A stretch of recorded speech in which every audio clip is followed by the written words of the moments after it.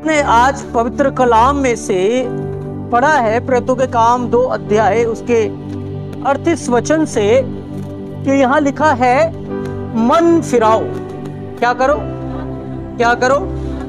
मन फिराओ।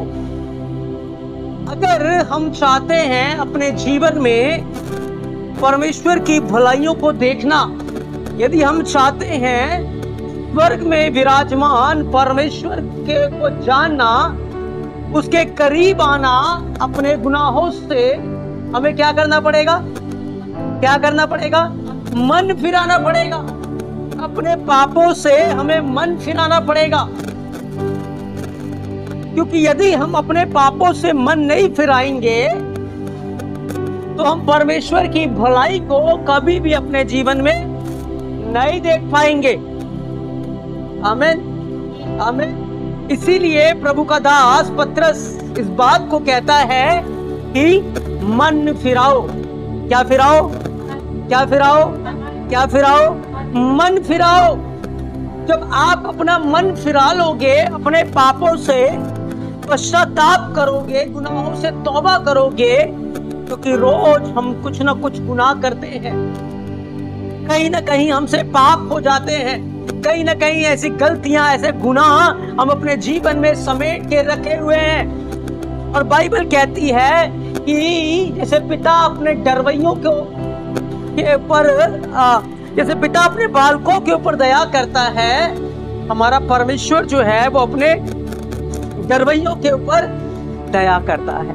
हमारे पिता को पता है हमारे अंदर कहां कहां कमजोरियां हैं, कहां कहां हम गिर सकते हैं, है ना, कहां कहां हमें उसकी जरूरत है। जब हम अपने कमियों को उसके सामने मान लेते हैं और कहते हैं प्रभु मैं तो पापी हूं, मैं इस पाप में जीवन नहीं गुजारना चाहता, इस गुनाह में मैं जीवन नहीं गुजारना चाहता, तो मेरे ऊपर दया कर। जब हम अपने पापों के लिए रोते हैं कि प्रभु मैं इस जीवन से तंग आ चुका हूं, मैं इस चरित्र से, इस स्वभाव से तंग आ चुका हूं, अब मैं इस पाप के साथ नहीं रहना चाहता, इस गुनाह के साथ मैं नहीं रहना चाहता। जब हम प्रभु के सामने अपनी कमियों को मानते हैं, अपनी कमजोरियों को मान लेते हैं, तो हमारा प्रभु जो है वो हम पर दया करता है। हमें अपने पापों से मन फिराना है। जब हम अपने पापों से पश्चाताप करेंगे, मन फिराएंगे, अपने पापों के प्रति शोकित होंगे और कहेंगे प्रभु मैं बहुत बड़ा पापी हूं, मुझ पर दया कर, मेरे गुनाहों को क्षमा कर, मेरे ऊपर तरस खा, मेरे अंदर ये कमियां हैं इनको दूर कर, तो हमारा परमेश्वर जो सच में बड़ा दया का धनी है, क्योंकि वो हमसे प्यार करता है और हमें पापों से बचाने के लिए, हमें गुनाहों से छुड़ाने के लिए उसने अपना लहू बहा दिया, अपने लहू का दान उसने हमारे लिए दे दिया।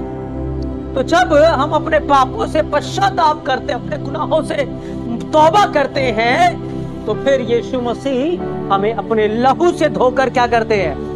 शुद्ध कर देते हैं। अपने लहू से धोकर वो हमें पवित्र कर देते हैं और फिर वो हमें अनंत जीवन देते हैं। आपको पता है गेहूं जो होता है, अगर गेहूं के अंदर घुन लग जाए, गेहूं के अंदर घुन लग जाए, तो वो जो घुन लगा गेहूं है उसकी हालत कैसी हो जाएगी? खराब हो जाएगा ना।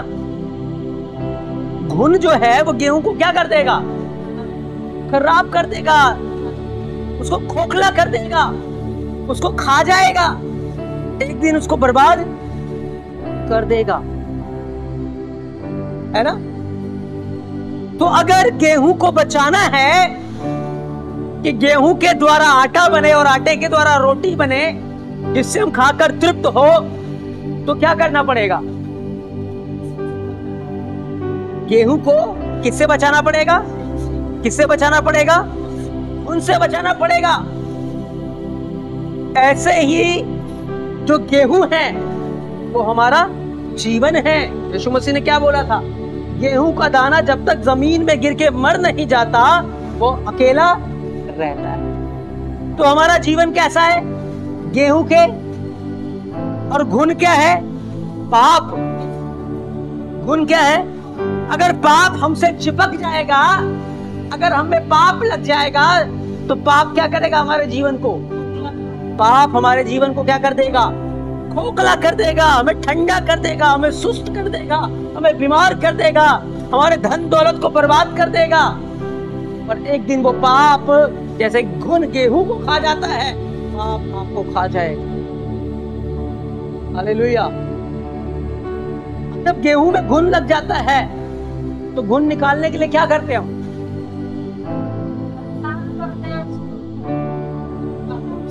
साफ करता है, हाँ कोई धूप के रखे सफाई करता है, हाँ कोई नीम के पत्ता उसमें लगा करके धर देता है, हाँ नीचे भाग जाएगा। हाँ।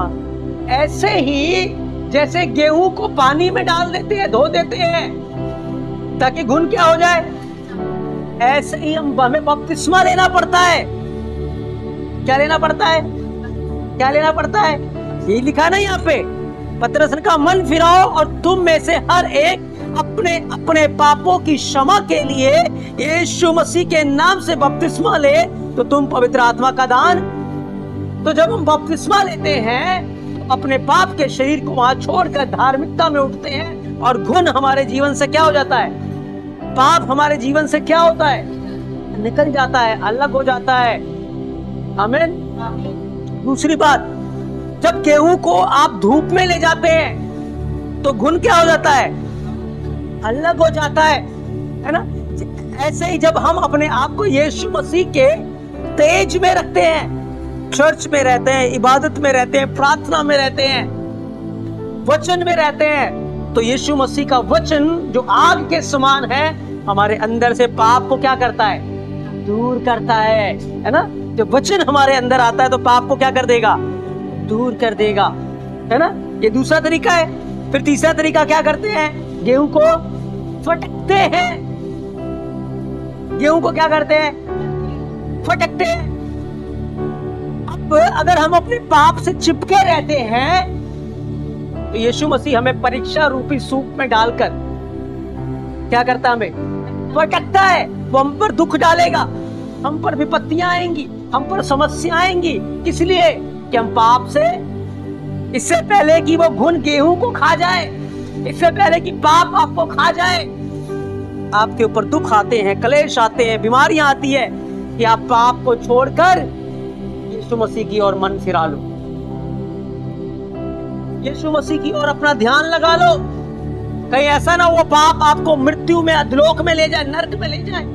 कहीं ऐसा ना हो वो पाप आपको खत्म करके दम ले, वो नशा आपको खत्म करके दम ले, वो घिनौना और गंदा जीवन आपको नाश के गड्ढे में ले जाए।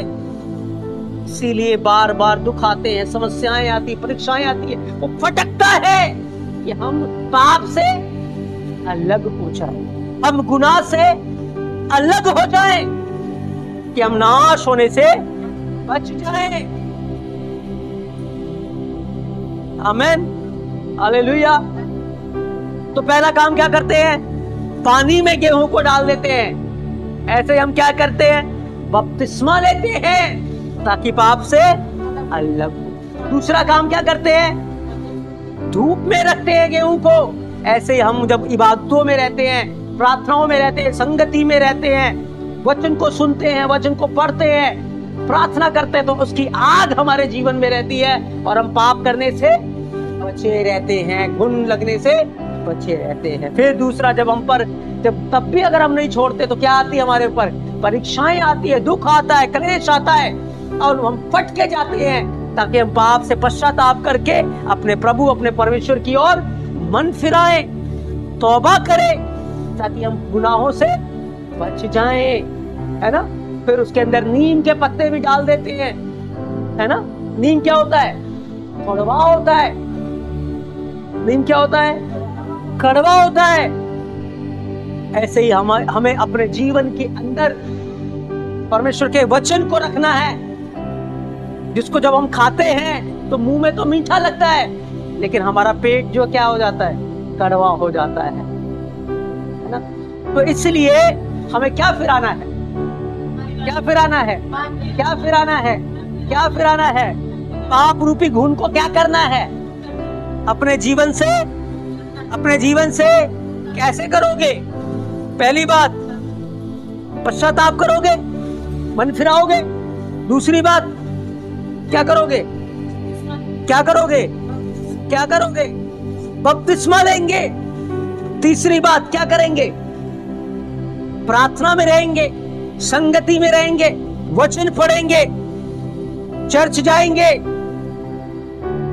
और चौथी बात, वचन को अपने अंदर रखेंगे, बार बार वचन को पढ़ते रहेंगे, ताकि हमारे जीवन से पाप रूपी गुण दूर हो जाए। आमीन। और परमेश्वर की ओर से शांति और विश्राम हमारे जीवन के ऊपर आने पाए। आमीन, आमीन। इसलिए हमें क्या फिराना है? क्या फिराना है? मन फिराना है। और जब आप मन फिराओगे, पश्चाताप करोगे, गुनाहों को छोड़ोगे, तो फिर आपको पता है यीशु मसीह आपके जीवन से हर तकलीफ को, हर पीड़ा को, हर समस्या को, हर दुख को दूर करके आपको शांति, आराम और विश्राम देगा। आपके जीवन को बदल के रख देगा। उसने कहा, मेरा हाथ छोटा नहीं है तुम्हारी सहायता ना कर सके, मेरे कान भारी नहीं है कि तुम्हारी विनती, तुम्हारी प्रार्थना को ना सुन सके, लेकिन तुम्हारे अधर्म के कामों के कारण मैं तुम्हारी विनती को नहीं सुन पा रहा, तुम्हारे गुनाहों के कारण मैं तुम्हारी सहायता नहीं कर पा रहा। इसलिए यदि आज हम पश्चाताप करेंगे, आज हम मन फिराएंगे, तो यीशु मसीह हमारे हालातों को, हमारी परिस्थितियों को बदल कर रख देगा। आमीन, आमीन। इसलिए हमें आज पूरे मन से, पूरे प्राण से यीशु मसीह की ओर फिरना है। जब हम उसकी ओर फिरेंगे, वो हमारी ओर फिरेगा और वो हमारे जीवन को पूरी रीति से बदल देगा। आमीन।